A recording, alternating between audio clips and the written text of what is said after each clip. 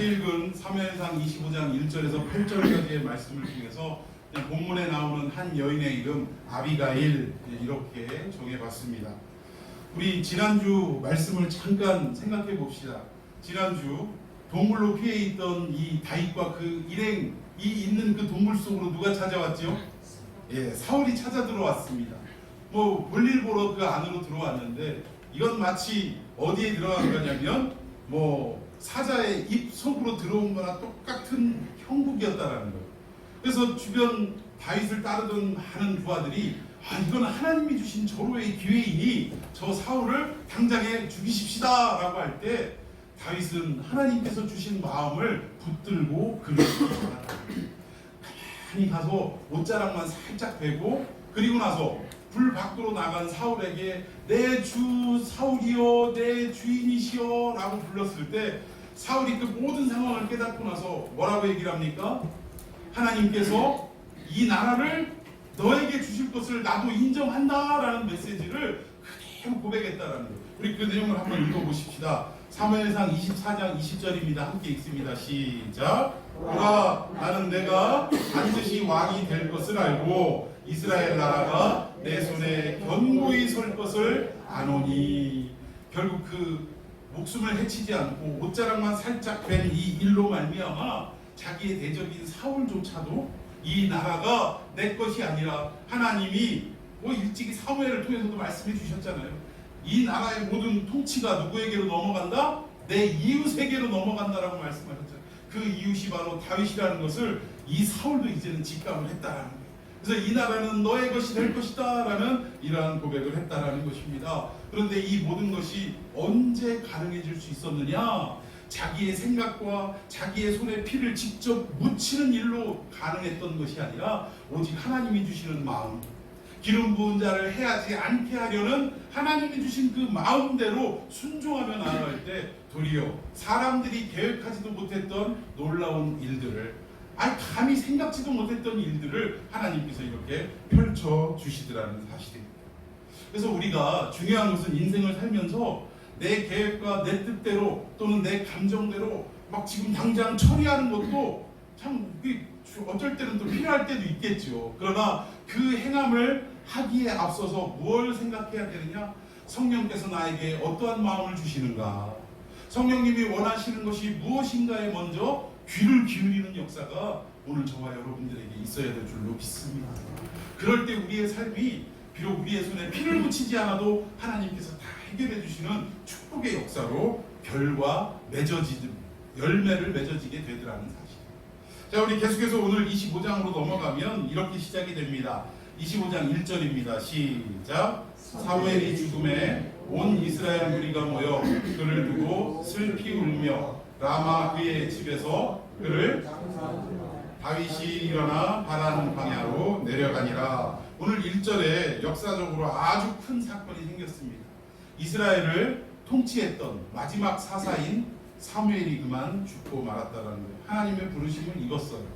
근데 보통 우리가 성경에서 하나님께서 사용하시는 사람들이 결국 하나님의 부르심을 입고 그리고 그가 천국으로 가게 된 그 이유를 살펴보면 대부분이 아니라 거의가 그렇습니다. 어떤 내용이냐? 하나님께서 그에게 부여한 모든 사명이 마쳐지면 그제서 그는 목숨을 그냥 결국은 생명을 끝내고 하나님의 부름을 입어서 올라가게 되더라는 것입니다. 또 대표적인 사건이 어디에서 나타나냐면 모세를 도와서 이스라엘 백성들에게 모세의 입이 되어서 열심히 전파하고 선포하고 또 이스라엘의 제사장이 되어서 하나님 앞에 제사를 집례했던 첫 번째 대제사장이라 할 수 있는 아론이 언제 죽었습니까? 그의 사명이 다하여지고 자기의 자녀들에게 모든 그 사명을 넘기고 난 이후에 어떻게 됐어요? 죽음을 맞이하고 말았다라는 것입니다. 그래서 결국 우리의 사명이 끝나면 하나님의 부름을 입게 되더라. 이것이 성경을 통해서 우리에게 가르쳐 주시는 내용이라는 거예요. 그래서 우리가 하나님의 주시는 사역을 감당할 때 우리가 이 사역을 정말 귀히 여겨야 될 줄로 믿습니다. 이게 얼마나 중요한지를 모르니까 일하다가 감정이 좀 안 맞고 기분이 틀어지고 그러면 내가 이거 안 해 하고 집어 던지는 경향이 있더라는 거예요. 여러분 성경의 모든 역사를 보면 아론도 그랬듯이 자기의 입고 있는 제사장 옷을 벗을 때 그는 하나님의 부름을 입고 말았다는 것입니다. 여러분, 하나님이 주시는 이 사명은 너무나도 중요한 것임을 깨달으시기를 바랍니다. 이제 앞으로 우리 교회가 점점점 이제 세례교인이 25명이 되면 이제 장로 한 분을 세우게 되는데 우리가 그 일을 위해서도 우리가 기도를 해야 돼요. 열심히 전도도 해야 됩니다. 그런데 장로를 시작해서 안수 집사님들, 권사님들, 또 집사님들 이런 중직자들을 교회에 세울 때 이 중직자들이 아무것도 아닌 듯이 그 직분에 대해서 가벼이 여기면 하나님이 결코 기뻐하시지 않는다라는 사실이에요. 우리는 우리에게 주신 하나님의 이 사명을 우리가 정말 생명보다도 귀하게 여기며 살아가야 할 줄로 믿습니다. 자, 우리가 아직 직분은 이렇게 공식적으로 이렇게 허락되어 있지 않지만 사실 우리에게 허락된 가장 중요한 우리가 해야 할 사명 중에 하나가 무엇일까요? 우리의 자리를 지키는 일이에요. 우리 자리를 지키는 일. 일찍 나와서 이 예배를 위해 기도하는 일이에요. 또 성도들을 뒤늦게 오시는 분들에게 인사를 하고 또 맞이하고 하는 마치 그 안내를 서는 것과 같은 이러한 사명들이 우리에게는 이미 주어진 줄로 믿습니다.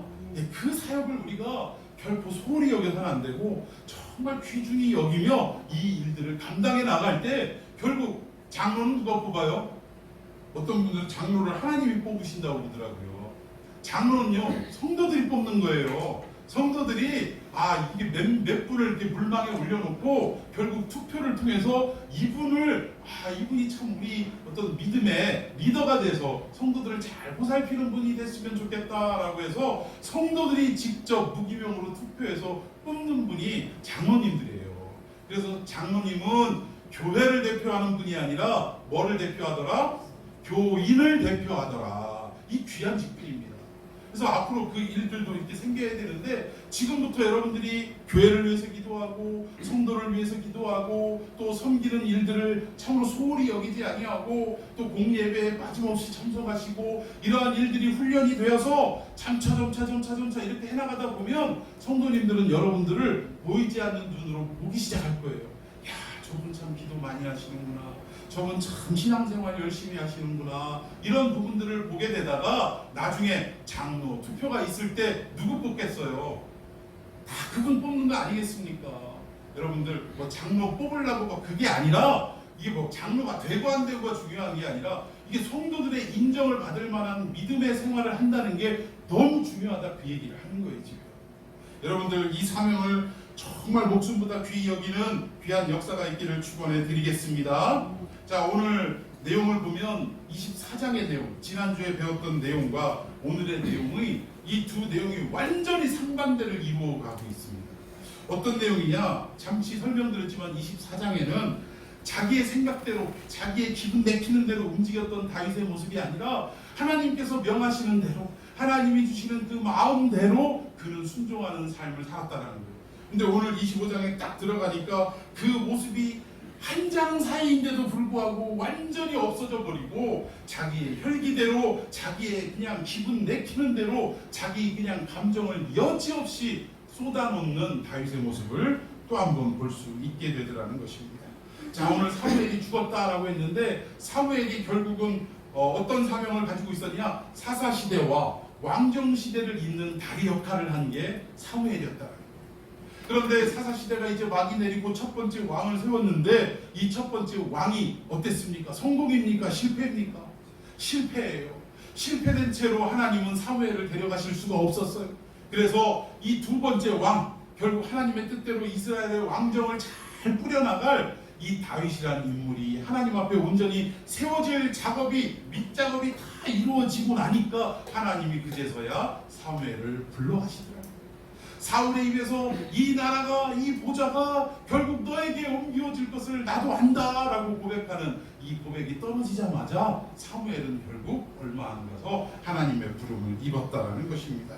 그런데 사실은요, 이스라엘의 전체 역사를 살펴볼 때 다윗의 집이 견고해질 때까지 사실은 이 사무엘이라는 사람이 더 좀 있어야 되지 않느냐. 그래서 여러 모양으로 좀 돕고 또 필요할 때 그를 감싸주기도 하고 말씀으로 인도해주기도 하고 이런 역사가 있어야 되는데 아직 왕이 채 되지도 않았는데 그냥 우리가 심정적으로만 왕이라고 인정했을 뿐이지 진짜 대관식을 치른 것도 아니고 나라가 이쪽으로 넘어온 것도 아니지 않습니까?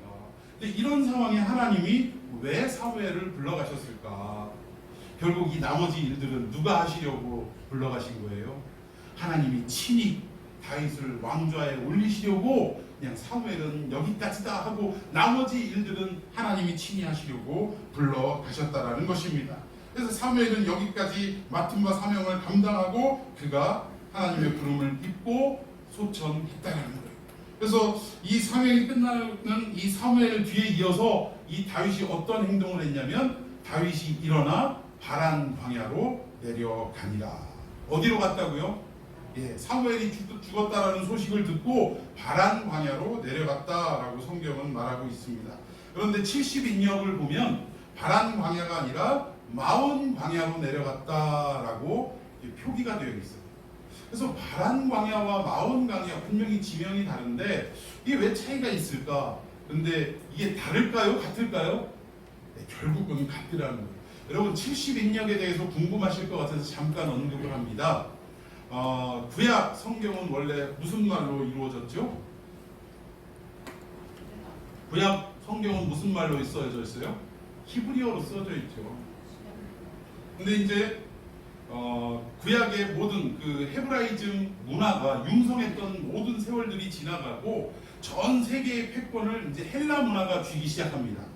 비록 로마가 정권은 잡았지만 이 로마인들도 말은 무슨 말을 썼냐면 헬라어를 썼다라는 거예요.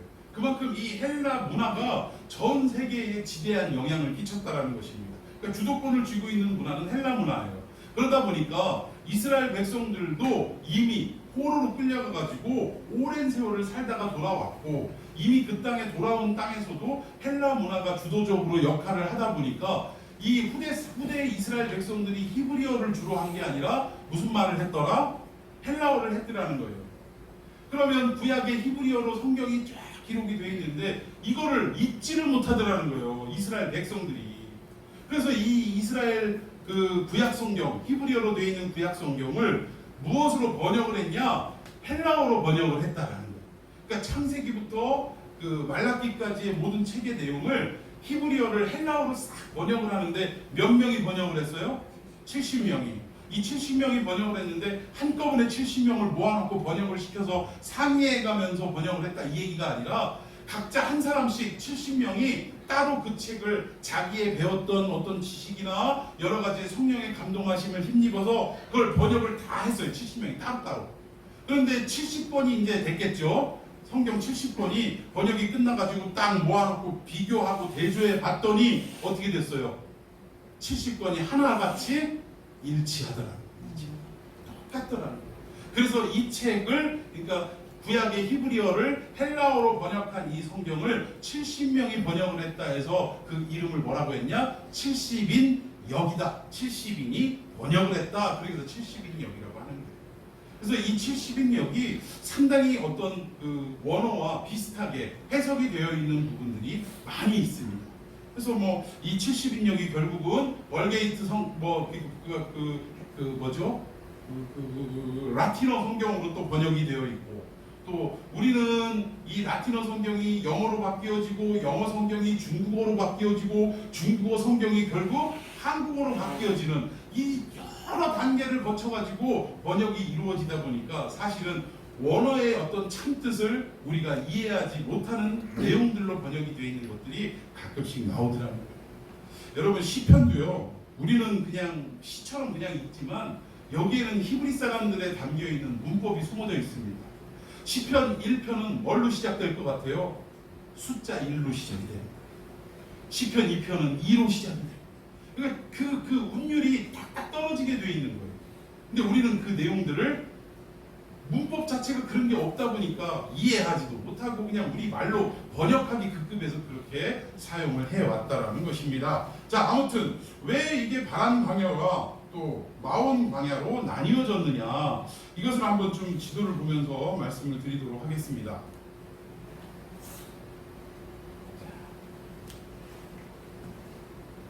자, 여기가 지금 갈멜 지역입니다. 지금 이 다윗과 그를 추종하는 많은 사람들이 숨어 있는 지역, 그 지역이 바로 여기 갈멜 지역이에요. 그리고 이 지역에 본문에 그 많은 사람들이 이제 그 기거하고 있는 그 지역입니다. 근데 여기 보니까 이 갈멜 밑으로 보니까 이 밑에는 아무것도 없어요. 그냥 말 그대로 광야 지역입니다. 드넓은 광야 지역인데 그 광야 이름이 뭐라고요? 바란 광야라는 거예요. 이 바란 광야 속에 여기도 뭐라고 돼 있어요? 마온이라고 돼 있는데 마온 황무지. 결국은 이 바란 광야 넓은 광야 속에 뭣도 포함이 돼 있더라? 마온 광야도 포함이 돼 있더라. 그래서 좀 더 자세하게 기록을 했을 뿐이지 폭넓게는 바란 광야가 맞고 또 70인역에 마온 광야가 이렇게 조금 자세하고 구체적으로 기록한 성경의 내용이다라고 말을 할 수가 있습니다. 자, 우리 2절 말씀 한번 봅시다. 2절.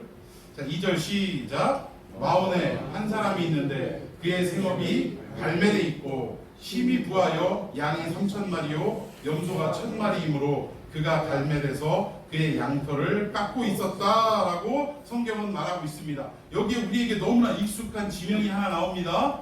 어디가 나와요? 갈멜이 나와요. 근데 우리는 이 갈멜을 얼핏 딱 보고 누가 떠올라요?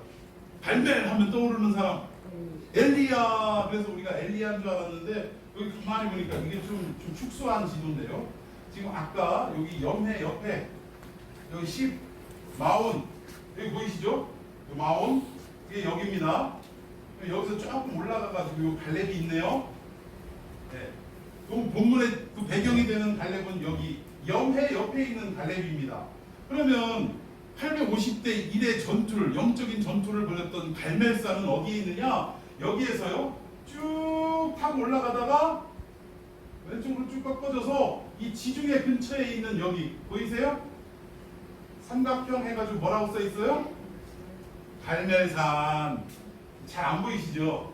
네, 여기가 갈멜입니다. 갈멜산. 그러니까 우리가 이렇게 알고 있는 엘리야의 갈멜산은 저 위쪽에 바다 지중해 쪽에 있는 서쪽에 있는 이 산이 갈멜산이고 오늘 본문의 배경이 되고 있는 갈멜은 여기 염해 한참 밑에 남쪽에 염해 밑에 여기에 갈멜 이 지역이 갈멜이라는 거예요. 이 부분을 우리가 좀 구분을 해야 됩니다. 그래서 성경에도 베들레헴이 있고요. 유다 베들레헴이 따로 있습니다. 똑같은 지명인데 왜 우리 이런 거 있잖아요. 경기도 광주가 있고 전라도 광주가 있는 것처럼 성경에도 이런 동명 그러니까 그 같은 지역이 아니고 다른 지역인데 이름이 같은 이런 곳이 도로 나온다라는 것입니다. 자, 이곳에서 한 사람이 있는데 아주 부자였던 것 같아요. 뭐 염소가 3,000마리고 뭐 양이 1,000마리고 어마어마합니다. 자, 우리 3절 한번 봅시다. 이 사람들이 누군가 3절 시작. 그 사람의 이름은 나발이요 그 여자의 이름은 아비가일이라 그 여자는 총명하고 부모가 아름다워 남자는 완고하고 눈이 약하며 그는 갈렙 족속이라. 아멘. 자, 여기 보니까 그 부자가 이름이 뭐라고요? 나발입니다. 나발. 참 우리나라 의미하고 상당히 비슷한 것 같아요. 예? 가끔 우리도 그러잖아요. 쓸데없는 소리 하는 사람도 뭐 한다 그래요? 앞에다 뭘 붙여가지고 개 나발을 불지 말라 막 이런 얘기를 하고 그러는데 뭐 이게 농담입니다. 그 의미라는 얘기가 아니에요. 아무튼 이 사람의 이름이 나발이라는 거예요. 그런데 이 유대 지역에서 양털을 깎는다라고 지금 얘기하고 있는데 양털을 깎는다. 4절에 보니까 양털을 깎는다라는 얘기가 전해졌다라는 거예요. 이때는 언제냐면 뭐 그 지역의 축제일입니다. 우리로 말하면 그 벼 농사가 끝나고 그 추수한 그날을 얘기하는 거예요. 그럼 뭐 동네 잔치가 벌어지는 날 아니겠습니까? 마찬가지로 유대 땅에서 양털을 깎는 이런 축제가 벌어졌어요. 잔치가 벌어진 것입니다. 그래서 이 소식을 다윗이 들었다라는 거예요. 그래서 4절에 보니까 다윗이 나발이 자기 양털 깎는다 함을 광야에서 들었다. 그래서 어떻게 합니까? 자, 5절 한번 읽어봅시다. 시작. 다윗이 이에 소년 10명을 보내며 그 소년들에게 이르되 너희는 갈멜 너를 가다가 나발에게 이르러 내 이름으로 그에게 문안하고. 예, 시간이 좀 없어서 좀 줄였으면 좋겠습니다.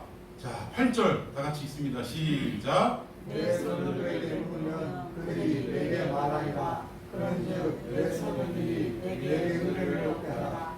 우리가 조그라에 왔은즉 내 손에 힘으로 내 종들과 내 아들 다윗에게 지기를 원하노라. 이왕이면 음식 남는 거 있으면 우리에게 좀 줘라 그 얘기예요. 우리가 너희들을 위해서 그래도 수고도 했는데 그래도 좋게 선대해서 우리에게 먹을 것을 좀 주었으면 좋겠다라고 소년들을 보내서, 말이 소년이지 어떻게 보면 전령들이겠죠. 전령들을 보내서 그 이야기를 했는데 결국 이 말을 들은 나발이라는 사람의 반응을 우리가 살펴봐야 되는데, 살펴보기 전에 나발이라는 뜻이 무슨 뜻이냐? 그 이름의 뜻이 뭡니까? 어리석은 자라는 뜻이에요. 어쩌면 그 사람은 이름처럼 살아왔는지 모르겠어요.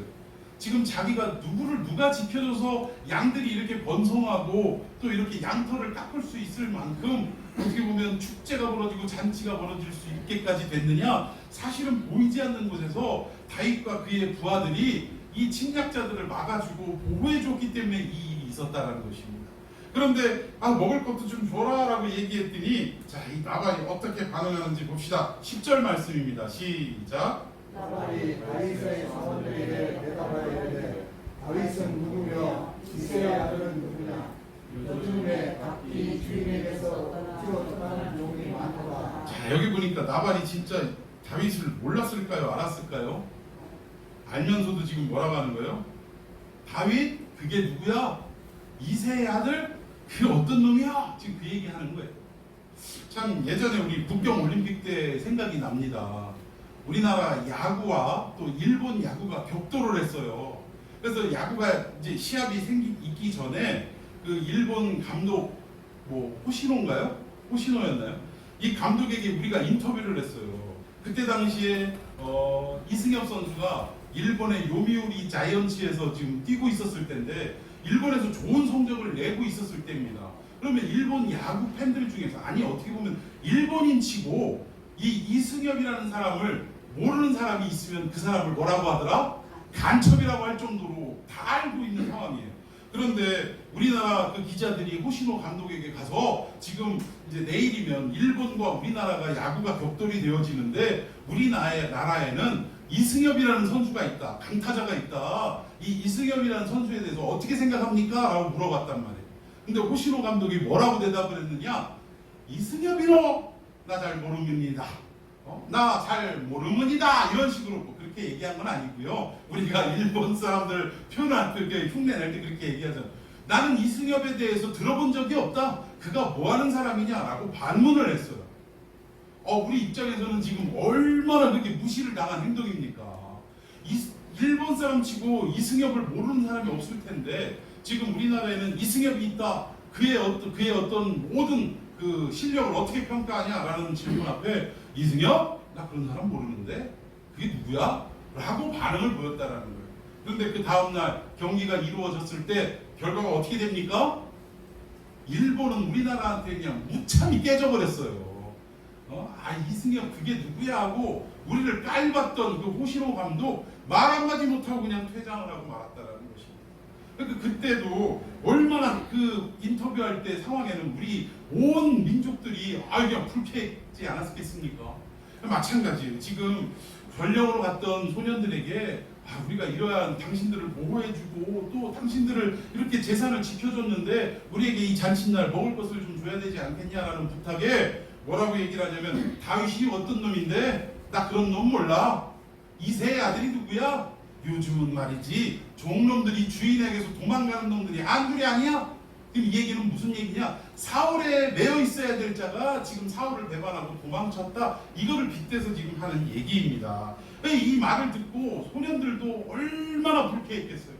그래서 결국 다윗에게 와서 이걸 있는 그대로 보고를 합니다. 자, 11절 시작. 내가 어찌 내 것과 물과 내 양털 깎는 자를 위하여 잡은 고기를 가져다가 어디서 왔는지도 알지 못하는 자들에게 주겠느냐 한지라. 이 얘기를 듣고 다윗에게 와서 12절에 그대로 가서 전했어요.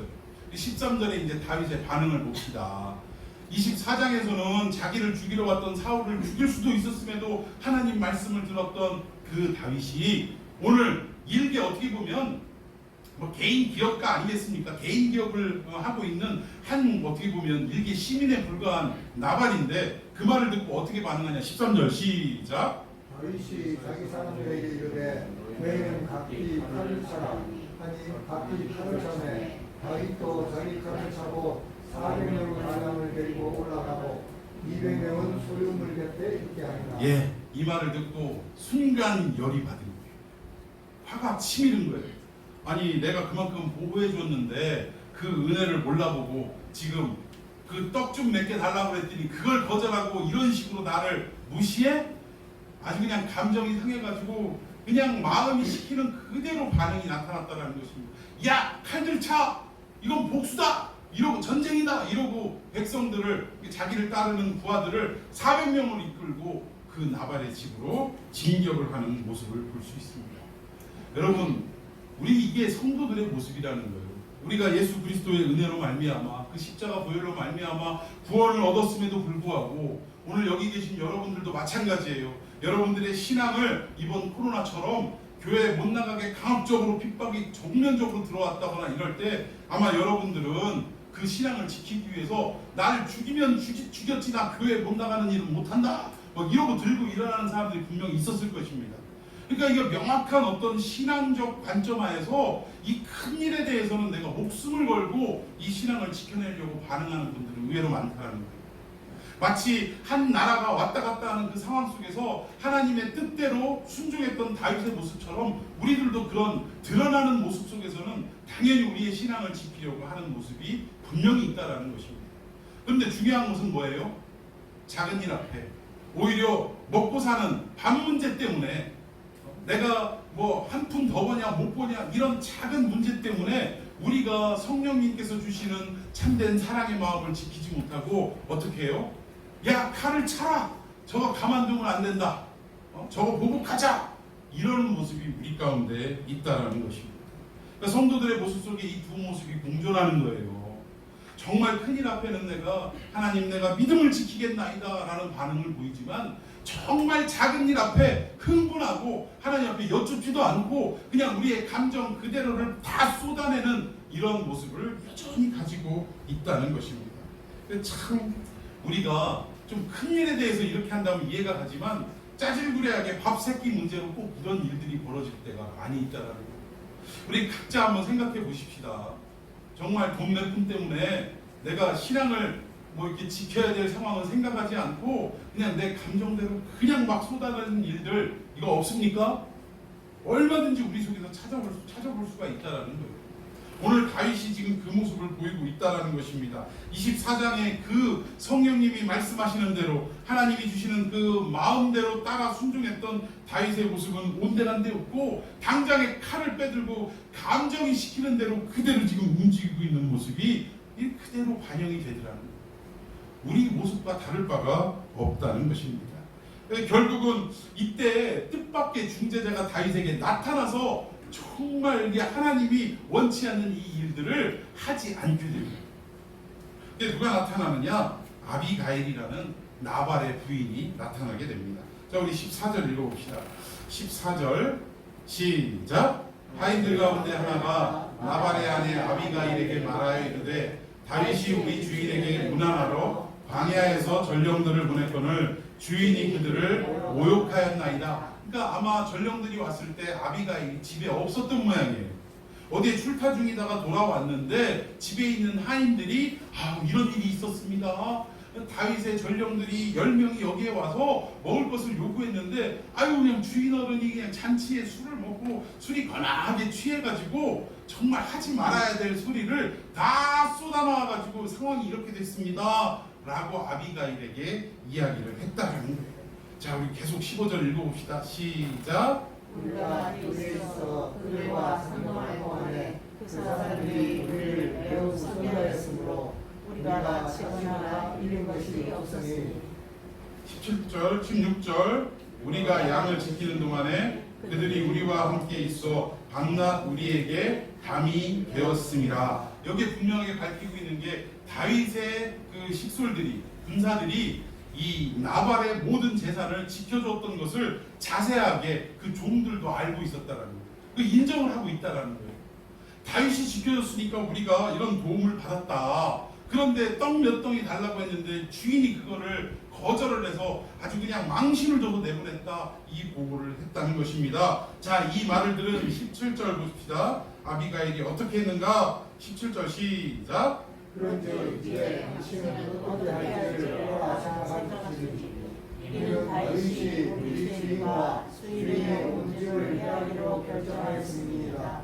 주인은 불량한 사람이라 더불어 말할 수 없나이다 하는지라. 지금 다윗이 우리 집을 해치러 결정을 하고 군사를 보낸다라는 이야기까지 다 보고를 한 거예요.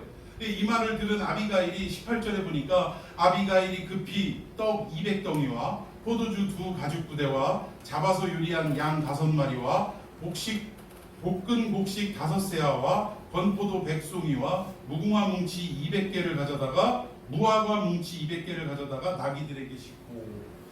이거 보니까 이 아비가일이라는 여자가 손이 큽니까 안 큽니까? 손이 어마어마하게 큰 여자예요. 이 큰 손을 가지고 어떤 행동을 했느냐. 19절 시작. 소문을 이르되 나를 앞서가라 나는 너희 뒤에 가리라 하고 그의 남편 나발에게는 말하지 아니하니라. 아비가일이 나귀를 타고 산 호젓한 곳을 따라 내려가더니 다윗과 그의 사람들이 자기에게로 마주 내려오는 것을 만나니라. 21절 한번 읽어봅시다. 다윗이 이미 말하기를 내가 이자의 소유물을 광야에서 지켜 그 모든 것을 하나도 손실이 없게 한 것이 진실로 없사라. 그가 앞으로 나의 손을 받는다. 예, 지금 다윗이 울그락불그락해서 선을 베풀어줬더니 그걸 나한테 악으로 갚는다라고 해서 진정할 기미가 보이지 않는 거예요. 그 군사들을 끌고 막 가다가 지금 누구를 만나게 되느냐? 아비가일을 만나게 됐더라는 것입니다. 자, 22절 재밌는 표현이 나옵니다. 22절부터 시작. 내가 그에게 속한 모든 남자 가운데 한 사람이라도 아직까지 남기면 하나님은 다윗에게 뿔을 내리시고 또 내리시기를 원하노라. 예, 이 22절 속에 다윗이 어느 정도 화가 났는지가 드러나는데 내가 그에게 속한 모든 남자 가운데라고 했어요. 이거 아주 완곡하게 번역을 한 거예요. 이 모든 남자가 무슨 말이냐면 벽에 오줌 누는 놈 이 뜻이에요. 원어를 보면 마쉐틴 마키르라고 하는데 벽에 오줌 누는 놈, 이 벽에 오줌 누는 인간은 남자밖에 없습니다. 그러니까 이 집안에 남자라는 남자는 다 어떻게 하겠다는 거예요. 한 놈도 살려두지 않고 사그리 내가 제거하겠다 이 마음을 품고 지금 말을 타고 병사들과 함께 나발의 집으로 가는 도중이었다는 거예요. 그 도중에 아비가일을 맞닥뜨린 것입니다. 23절에 아비가일이 다윗을 보고 급히 나귀에서 내려 다윗 앞에 엎드려 그의 얼굴을 땅에 대니라. 24절 그가 다윗의 발에 엎드려 이르되 내 주여 원하건대 이 죄악을 나 곧 내게로 돌리시고 내 종에게 주의 뒤에 말하게 하시고 이 여종의 말을 들으소서. 예, 아비가일이 다윗에게 엎드려서 뭐라고 표현하고 있냐면 내 주여라고 표현하고 있어요. 내 주님, 내 말을 들으소서. 이렇게 다윗 앞에 납작 엎드려서 이야기를 합니다. 근데 여기 아비가일의 이 이야기가 아주 계시적인 발언이라는 거예요. 단순히 어떤 대화가 이루어지는 게 아니라 어떤 하나님의 의미와 하나님의 뜻을 담아서 하는 내용들이 여기에 말 속에 숨어 있다는 것입니다. 오늘 23절부터 31절까지 자세히 읽어보면 다윗을 향해서 계속적으로 내 주여 이 말이 어색할 정도로 드러나요.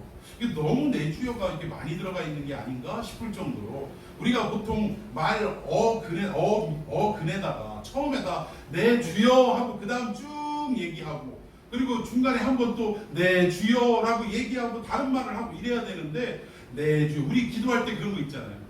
아버지 저기 아버지 저 오늘 아버지 막 이렇게 하는 거 있잖아요. 이게 얼마나 어색합니까? 그런 것처럼 내 주여 이런 말들이 너무나 많이 이 안에 기록이 되어 있다는 거예요. 그리고 나서 그 말 속에 발언 하나가 감추어지는 게 아주 놀라운 내용이라는 것입니다. 25절 한번 다 같이 읽어봅시다. 시작. 원하나니 내 주는 이 불쌍한 사람 나발을 지으시옵소서. 그의 이름이 그에게 적당하니 그의 이름이 나발이라. 그는 미련한 자니이다. 여종은 내 주께서 보내신 소명을 보지 못하였나이다. 예, 여기 보니까 지금 부인이 자기의 남편 나발을 들어서 하는 얘기가 내 주여 개의치 마옵소서 하면서 내 남편 나발은 이름 그대로 어떤 자라? 어리석은 자, 미련한 자 그 뜻이에요. 그러니까 내 남편은 미련한 놈입니다. 내 남편은 어리석은 놈이에요. 그런 사람 얘기에 귀 기울이지 마십시오. 개념치 마십시오. 화 푸십시오. 지금 이 얘기를 하고 있다라는 거예요. 자, 26절 더 읽습니다. 시작. 내 주여 여호와께서 살아계심을 보고 맹세하노니 내 주도 살아계시거니와 내 주의 손으로 피를 흘려 친히 보복하시는 일을 여호와께서 막으셨으니 내 주의 원수들과 내 주를 향하는 자들은 나발과 같이 되기를 원하나니. 예, 지금 이 얘기가 뭐냐면 친히 자기 손에 피를 묻혀서 보복을 하려는 다윗에게 자기가 지금 나타난 것은 결국 하나님의 뜻인데 내 주의 다윗의 손에 피를 묻히지 않는 것이 하나님의 뜻입니다. 지금 이 얘기를 하고 있는 거예요. 그러니 다윗이여 화를 좀 가라앉히시고 당신 손에 친히 피 묻히는 일을 하지 마옵소서. 지금 그 얘기를 하고 있는 것입니다. 또 27절에 여종이 내 주께 가져온 이 예물을 내 주를 따르는 이 소년들에게 주게 하시고, 아까 그 손 크게 해온 많은 음식들 있잖아요. 이거를 당신의 소년들에게 병사들에게 주시고. 자, 우리 28절도 읽어봅시다. 시작. 주의 여종의 허물을 용서하여 주옵소서. 여호와께서 반드시 내 주를 위하여 든든한 집을 세우시리니 이는 내 주께서 여호와의 싸움을 싸우시며 내 주의 일생에 내 주에게서 악한 일을 찾을 수 없음이니이다. 지금 여기에 내 주의 집이라고 했는데 다윗의 집을 말합니다. 하나님께서 다윗의 집, 당신의 집을 세우신다. 즉 당신의 왕국을 세우시는데 결국 이 세우실 때 당신이 그리스도의 혈통을 통하여 오게 되어 있는 그 집인데 당신 손에 그렇게 피를 묻혀서 이 일들을 그르치면 되겠습니까? 라는 이 이야기가 결국은 그 말이에요. 그 의미가 담겨있는 이야기입니다. 29절 더 읽어봅시다. 시작. 사람이 일어나서 내 주를 쫓아 내 주의 생명을 찾을지라도 내 주의 생명은 내 주의 하나님 여호와와 함께 생명사계 속에 서 있을 것이요 내 주의 원수들의 생명은 물배로 던지듯 여호와께서 그것을 던지시리라. 예, 여기 두 가지 도구가 나오네요. 하나는 생명사계라는 도구와 또 하나는 물매라는 도구가 나옵니다. 우리가 기도할 때도 하나님의 생명사계 안에 보호받게 하여 주시고 이런 기도 표현 많이 해요. 근데 여러분 생명사계가 뭡니까?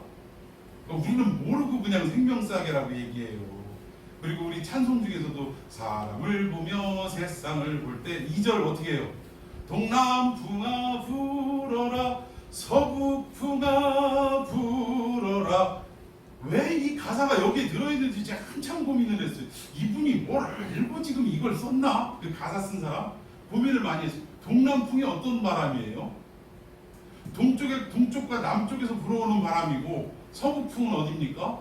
서쪽에서 서북쪽에서 내려오는 바람이에요. 그럼 동남풍아 불어라 서북풍아 불어라 이거 우리나라에는 별로 해당되지 않는 기후입니다. 그럼 이스라엘에는 이 서북풍과 동남풍이 언제냐? 동남풍은 언제냐? 저 동쪽과 남쪽에서 불어오는 열대의 뜨거운 바람이에요. 이 바람이 불 때 이스라엘은 이 기후로 무슨 기간이라고 해요? 건기라고 하는 거예요. 건기. 비가 오지를 않아요. 그때는 너무 뜨겁고 막 그냥 후끈후끈하고 빗방울 하나 구경할 수 없는 그런 시기를 건기라고 합니다. 그럼 서북풍은 어디예요? 저 지중해에서부터 내려오는 시원한 바람이 내려오는데 이때를 기간으로 표현하면 뭐라고 그래요? 우기라고 하는 거예요. 이때는 깔끔한 비가 내리는 거예요. 근데 이 비도 그렇게 많이 내리지도 않아요. 그런데 작게 비가 내려도 이스라엘에 막 홍수가 지고 이러는 이유가 뭐냐면 이스라엘의 토양 자체가 꼭 뭐와 같냐면 시멘트나 그 밀가루 같아요. 밀가루. 여러분 밀가루 이렇게 받아놓고 그 위에다 물을 한번 부어보십시오. 스며듭니까? 안 스며듭니까? 안 스며들어요. 그 물이 어떻게 돼요? 그 낮은 쪽으로 한 군데로 싹 몰려들고 시멘트도 모래랑 섞지 않고 그냥 시멘트 순수하게 놓고 물을 부으면 똑같은 현상이 일어납니다. 그러니까 비가 조금만 와도 이 비가 땅에 스미지 않고 한 곳으로 싹 그냥 몰려들으니까 홍수가 나버리는 거예요. 그러니까 그 이스라엘의 기후를 알고 이 노래를 불렀을까? 아무리 생각해봐도 참 그게 풀리지가 않는 수수께끼더라고요. 아마 모르고 그냥 했는 것 같은데 하여튼 이스라엘의 어떤 기후를 잘 표현을 해가지고 그 가사에 어울리게 했던 것 같습니다. 자, 아무튼 여기에도 보니까 생명사계라는 기도는 많이 하는데 생명사계가 뭐냐? 그러니까 우리가 이스라엘의 배경을 알아야 돼요. 이스라엘은 유목 생활하는 사람들이 많이 있습니다. 그러다 보니까 낮에는 그냥 마음껏 풀을 뜯어 먹으라고 풀어놔요. 근데 밤이 되면 어두워지면 어떻습니까? 어떤 그 목자만에 가지고 있는 특유한 소리를 내서 양들을 불러 모으기 시작하더라는 거예요. 그런데 양들이 자기가 가지고 있는 양이 100마리라 그러면 이 100마리를 하나하나씩 세야 되는데 그때 당시에 주판이 있었을까요? 없었을까요? 주판도 없고 뭐 세는 것도 없고 이러니까 이만한 가죽 부대에다가 돌멩이를 하나씩 집어넣는 거예요. 양 한 마리 하고 돌 하나 집어넣고 양 두 마리 하고 돌 하나 집어넣고 그래서 결국은 밤이 돼서 이 어둠이 딱 밀려왔을 때 이 양들을 불러서 이 샘, 그러니까 결국은 생명싸개 안에 돌을 집어넣은 샘 안에 들어온 양들은 어떻게 되는 거예요? 생명을 보호받게 돼 있는 거예요. 그리고 이 샘 속에 들어있지 않은 100마리의 양인데도 불구하고 99마리, 98마리 여기에서 그치고 돌이 99개, 98개 이 정도에서 그쳤다면 나머지 한두 마리의 양은 주인의 생명의 보호 속에서 들어와 있지 못하고 방치되어 있는 그 상황이라는 것을 설명하는 것입니다. 이게 결국 뭐냐?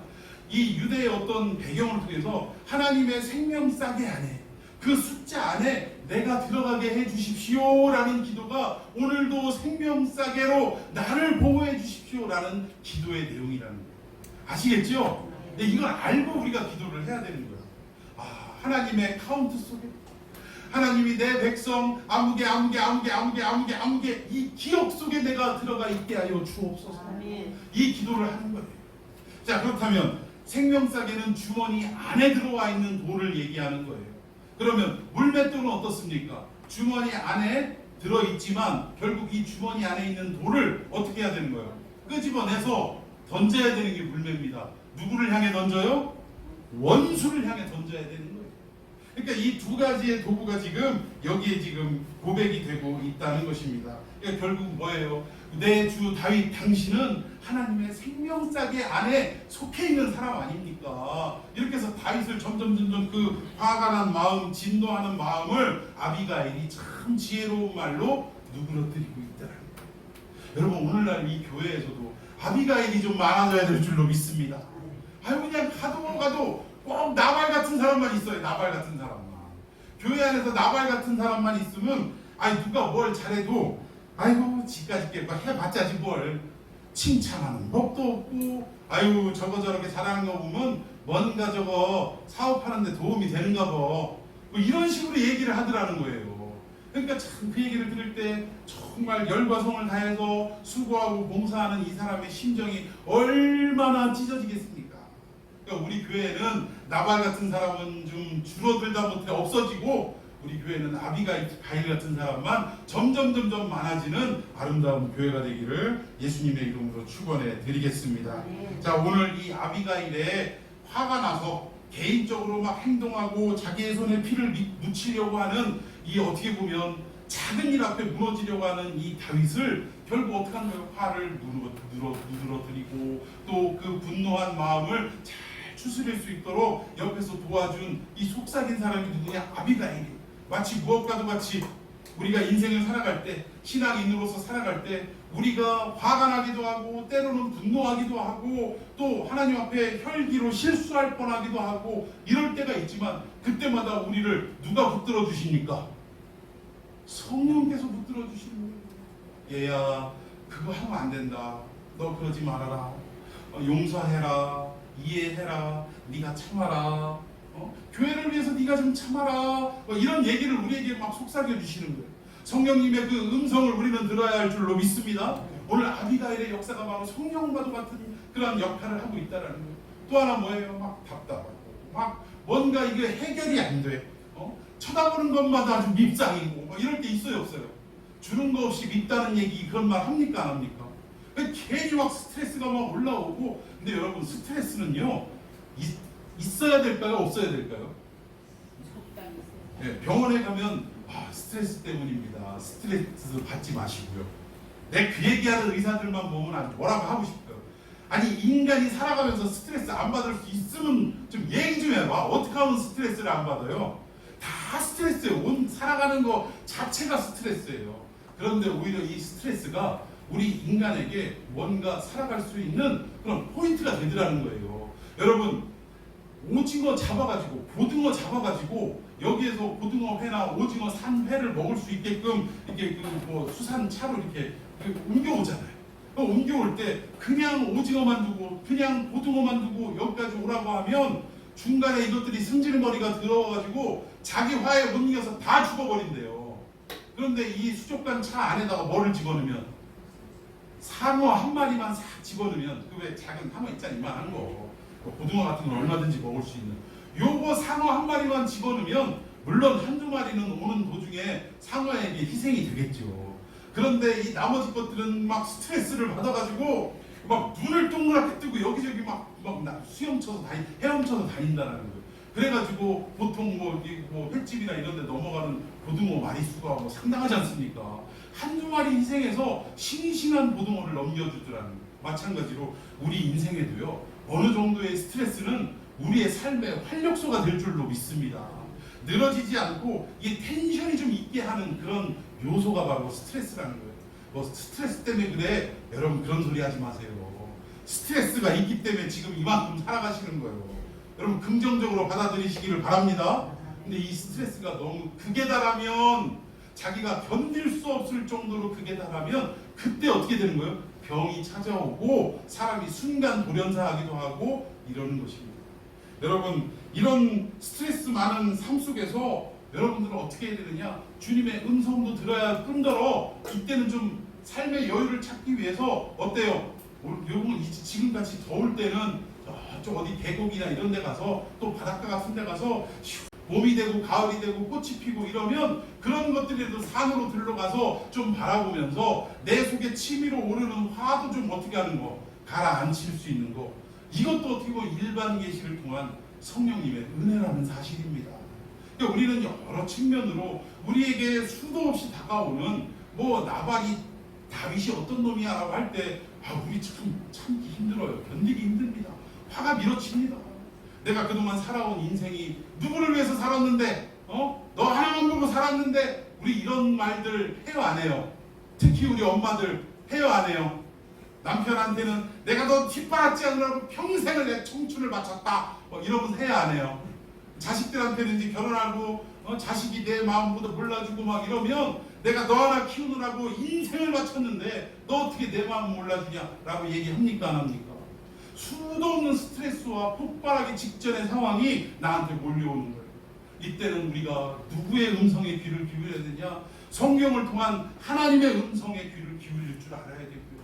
오늘 이 아비가일과 같은 사람의 말에 귀를 기울일 줄 알아야 된다는 거예요.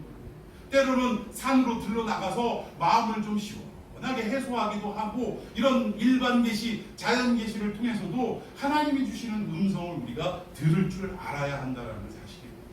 여러분, 결론적으로 우리 교회는 아까 말씀드린 것처럼 중재할 줄 아는 아비가일만 넘치는 교회가 되기를 예수님의 이름으로 축원해 드리겠습니다. 그럴 때 여러분 주위에 있는 많은 이웃들, 많은 형제 자매들에게 위로를 전달해 줄 수 있고, 또 실수할 수밖에 없는 상황 속에 있는 우리 형제 자매들을 하나님의 말씀과 사랑을 품고 가서 보듬어주고 그 화를 누그러뜨릴 수 있는 이런 귀한 역사가 일어나는 교회가 되어야 한다는 거예요. 여러분, 이런 교회만 되면요, 숫자 많은 거 소용없습니다. 뭐 재정 빵빵한 교회 소용없어요. 이게 하나님 보실 때 최고의 교회인 줄로 믿습니다. 이런 여러분들 안에 아비가일이 넘치는 그런 교회를 이루는 역사가 있기를 예수님의 이름으로 축원해 드리겠습니다. 자, 우리 함께 이 말씀 붙들고 기도했으면 좋겠습니다.